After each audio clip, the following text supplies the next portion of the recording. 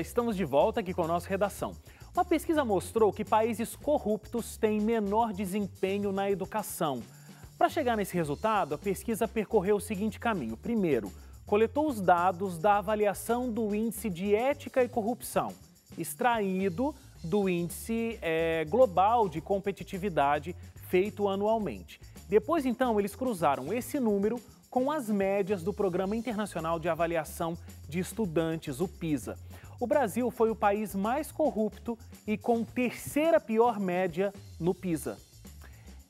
A gente sempre fala isso, né, de que a solução para uma diminuição da corrupção e de uma condição melhor de políticas públicas e tudo, seria que a gente tivesse um sistema educacional um pouco mais robusto. A gente fala isso em vários momentos. Agora, é interessante a gente ver esses dados cruzados, né? Países corruptos geralmente têm o nível de educação mais baixo. É interessante isso que você está falando, porque assim, não quer dizer, obviamente, e é interessante deixar isso claro, porque a gente tem pessoas de diferentes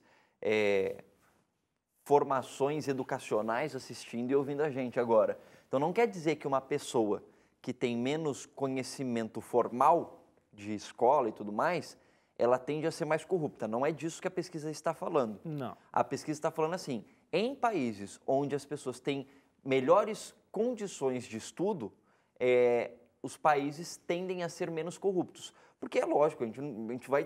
Tem um monte de exemplo aí de gente que tem uma faculdade, pós-graduação, seja lá o que for, e é uma pessoa corrupta e rouba dinheiro e desvia recursos públicos, uma série de coisas.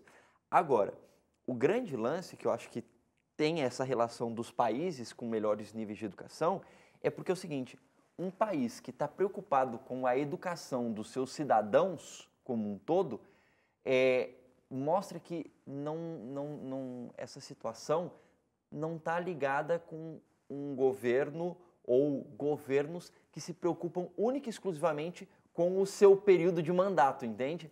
Então, quer dizer, um país onde a educação de toda uma nação é importante, mostra que eles não estão preocupados só com eleição, ou com ganhar voto, ou com mostrar que eles estão ali para fazer alguma coisa em 4 anos, 5 anos. Vocês entendem o que eu estou querendo dizer? Eles estão preocupados como um todo. Uma perdidinha aí numa parte, mas o que eu entendi da pesquisa é o seguinte, é claro que essa é uma conversa que a gente nem precisaria, assim, né, num primeiro momento, de uma pesquisa para entender que onde há corrupção, há desvio de verba, como a verba não entra, há um déficit na área XYZ. Uhum.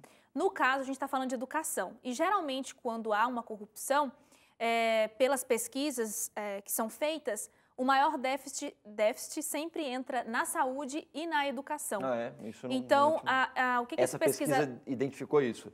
A pesquisa identificou isso. Por quê? Porque ele pegou o dado do índice de ética e tal, que o Wagner comentou ali, e cruzou esses dados com o PISA. Com o PISA.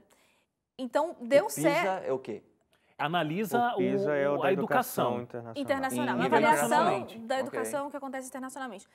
Então, relacionou que onde há corrupção, onde o índice de ética é baixo, no caso, né? A educação também é. Uhum. Tanto é que eu trouxe um dado aqui, uma colinha, para eu poder não esquecer. A gente já sabe, né? A gente já comentou aqui, e, enfim, tem o ranking do IDH. Alagoas é o estado que tem um dos piores índices de desenvolvimento humano e é o estado onde existe mais irregularidades pelas investigações federais. Então, assim, em esquemas de corrupção que a gente teve desvendados nos últimos tempos aí, foram descobertos casos de corrupção em 70 das 102 cidades alagoanas. Então, é mais de 2/3 das cidades do estado. Esse recorte específico de um estado que eu estou comentando aqui mostra isso que a gente acabou de comentar e confirma essa ideia do pesquisador aí. Então, onde o índice de desenvolvimento humano é baixo, é onde há mais casos de corrupção. Por quê? Porque há mais desvios de verbas e, como eu disse, A saúde e a educação são as duas pastas mais afetadas. Só abrindo um parênteses, não é o tema da discussão do bloco aqui, mas é muito triste isso, tipo, com a educação, obviamente é muito triste que isso aconteça, né? Porque a gente sabe, está tirando da educação de uma criança que pode se transformar num adulto com mais conhecimentos e isso gerar uma oportunidade de emprego melhor e um futuro melhor, enfim, uma série de coisas. Mas quando você entende que, de acordo com essa pesquisa, quando há casos de corrupção, as pastas mais afetadas por esses casos de corrupção, ou seja, o dinheiro da onde é tirado essa corrupção, né, que existe o desvio, é de educação e saúde, e você olha para a saúde, cara, você está fazendo com que gente morra para que você consiga ficar rico de maneira ilícita. Então, assim, para interesses é duplamente particulares. falta de caráter isso, sabe? Mas só é triste essa situação, porque não tem... E a gente aqui no Brasil, infelizmente, tem exemplos a rodo, né, para colocar aí nessas duas questões, por exemplo, na saúde, na máfia das ambulâncias, a máfia da prótese, a máfia de tudo que tem alguma coisa aí envolvida, porque era dinheiro que deveria ir para tal fim, é desviado para enriquecer os bolsos de outras pessoas. E aí a questão dessa relação... Tem história da merenda, periodicamente a gente vê, né? Em todo lugar tem alguma coisa assim, quer dizer, você está tirando a estaduais, comida das crianças, municipais.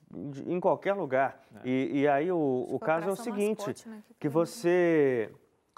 Como é que você quebra isso? Porque são duas coisas que se retroalimentam, cíclico, né? Exatamente. Quer dizer, a corrupção faz com que a educação não seja boa. Isso. Mas sem uma educação de qualidade, as pessoas não conseguem sequer lutar contra a corrupção. Então, em que momento que a gente vai quebrar isso? Porque uma coisa está alimentando a outra. Corrupção alimenta a falta de educação dá condições para que a corrupção continue ocorrendo. Como é que a gente vai evitar esse ciclo? Legal Você isso não vai dar que o resposta? Hélio... Achei que você ia dar resposta. Não, é retórica. Essa resposta, né? Quem olha... nasceu primeiro, o ovo ou a galinha? Então, essa é a grande pergunta, porque, de fato, são dois elementos aí que o Hélio trouxe. Number one. Number one, o pessoal que não vai para a escola tem dificuldades de conseguir entender política, tem dificuldade de conseguir entender... Inclusive ser alfabetizados, né? Exatamente. Porque a gente tem uma taxa está muito falando de grande alfabetização. E não só a questão, assim, não é só a questão intelectual, mas assim, é tudo que vem depois disso. Como o Leite estava colocando ali, a corrupção, que faz com que a gente tenha escolas precárias, professores que não conseguem se qualificar em várias regiões para poder atender a demanda educacional, sabe, escolas que não têm condição nenhuma de receber os alunos estão indo ali, até onde dá, mas aí são vários fatores, né? Então, numa região como essa, aí já possivelmente é um lugar com o índice de desenvolvimento muito baixo, são crianças que vão ter que abandonar a escola muito cedo para poder ajudar os pais, a família que vive numa situação complicada. Então, você rouba dessas pessoas a condição não só de aprendizado intelectual, mas de preparo para a vida. E esse preparo para a vida inclui também saber os seus direitos, saber os deveres dos representantes que estão ali eleitos a cada mandato para cuidar da sociedade, não estão cuidando. Então, você tem uma perpetuação dessas coisas nefastas. Quer dizer, a gente tem uma classe política que é muito mal avaliada pela própria população, mas ao mesmo tempo é uma classe política que está sempre ali, são sempre os mesmos, cuidando de tudo. E aí por isso que a gente vive momentos aqui no Brasil de tanta corrupção. E quando você diz mal avaliado, não quer dizer que tem uma nota ruim, né? Você está dizendo que a população não consegue avaliar essas pessoas. As duas formas, além de não serem bem avaliados, porque a população, quando é pesquisada, fala, não confio. Só que o interessante é isso, não confia nos políticos, mas são sempre os mesmos que estão sendo eleitos por essa mesma população. É uma coisa que eu não consigo compreender. E aí, então, não fica difícil a gente... O que é? Quem está elegendo, então, né? Fica difícil, inclusive, da gente não pensar que não seja simplesmente, eu estou tirando dinheiro aqui da educação porque é um grande montante, então vamos trazer aqui para ficarmos mais ricos, como o Leite estava colocando. Mas também é um plano, né? Então, se eu tenho uma população que tem dificuldades, tem um déficit educacional, eu vou ter uma população que pode continuar elegendo políticos que sejam corruptos, né? E aí, então, a gente coloca mais um elemento nesse ciclo. Exatamente. Isso que vocês estão falando, todas essas questões aí, a gente sempre fica pensando, né? Tipo, qual que é a solução para isso, né? Eu não sei, eu fico pensando assim, cara, se eu fosse, sei lá, presidente do Brasil, ou, sei lá, prefeito de uma cidade, ou governador de um estado, que tipo de ação poderia ajudar num processo como esse? E eu olho hoje, assim, lógico, não é uma coisa só que vai fazer tudo. Você tem uma solução? Mas eu acho que precisa ter um gatilho. Hoje, beleza, eu não sou nada assim da área específica, a gente é jornalista, a gente só analisa a sociedade e vai né, tendo as nossas ideias. Eu fico pensando o seguinte, hoje em dia, por que é que as pessoas querem tanto ser jogador de futebol no Brasil, por exemplo? Dá dinheiro. Dá dinheiro, E fama. dá ascensão social, você tem oportunidades novas para sua família. E aí existe um investimento pesado nisso, é escolinha que abre, é estádio que... Enfim. Por que é que alguém quer ser médico hoje no Brasil? Porque dá dinheiro, porque você tem um status, você é respeitado, você consegue dar uma vida melhor para a tua família e tal. A gente, só fazendo uma ressalva, não pode colocar todo mundo no mesmo pacote, né? Tem gente que tem a vocação para medicina, ama e tudo mais e tá ali.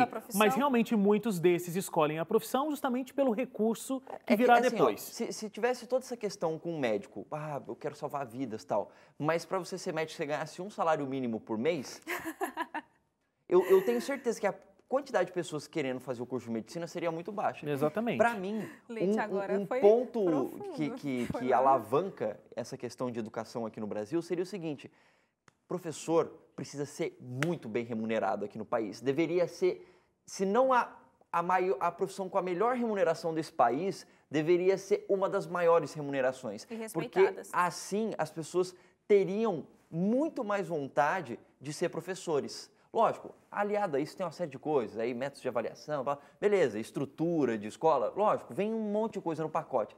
Mas eu acho que se tivesse um gatilho para ativar, eu acho que seria isso. Gente, vamos fazer professor ser bem remunerado? A quantidade de crianças que gostaria de ser professor, porque aí eles passam a ser respeitados, dá uma oportunidade para a família, seria muito grande. É a minha opção, né? É a minha opinião sobre isso. E eu acho que encerramos muito bem esse bloco com isso. Professores, votem em mim. Professores, votem no candidato Leite. Na volta do intervalo, a gente vai falar sobre uma criança negra que foi expulsa de um estabelecimento comercial por ser confundida com um pedinte. E para compor aqui a nossa discussão sobre esse tema, a gente vai receber a jornalista Luísa Maiana. Não sai daí, a gente volta já.